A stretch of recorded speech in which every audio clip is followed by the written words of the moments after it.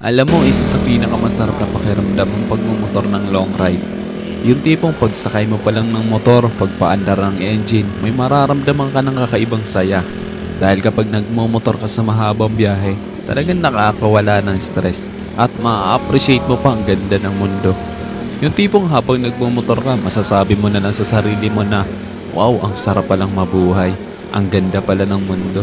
Lalo na kapag ang patakbo mo yung chill lang, yung ini-enjoy mo lang talaga ang moment. Madami kasi tayo kanya-kanyang problema sa buhay. Pero kapag nagmomotor ka na, makakalimutan mong problema mo. Lalo na kapag maganda ang view, maganda ang kalsada, tapos hindi mo namamalayan, nagkakaroon ka na pala ng positive mindset dahil magaan ang pakiramdam mo eh. Kaya kapag stress ka na, kailangan mo lang din talaga minsan ng mahabang biyahe bilang isang pahinga eh. Ang weird no? Kasi nakakapagod magmotor pero ito yung pahinga ng gusto-gusto ng marami. Pero sasabihin ko sa'yo, hindi katawan ng napapahinga kapag ka nagla-long ride ka eh. Kundi yung utak mo, kundi yung sarili mo mismo. Kaya deserve mo rin mag-enjoy. Deserve mo makarating sa magagandang lugar. Deserve mo ng bagong experience, ng bagong kwento.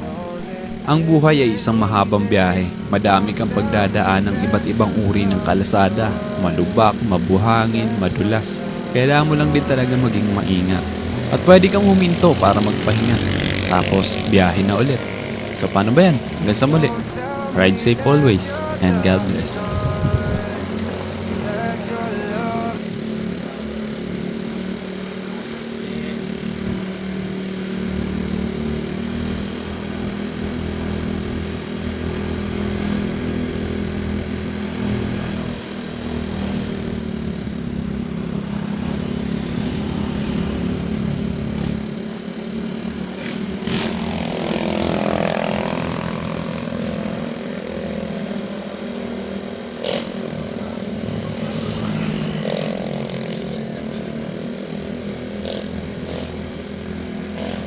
Pinapagalan ko lang yung takbo.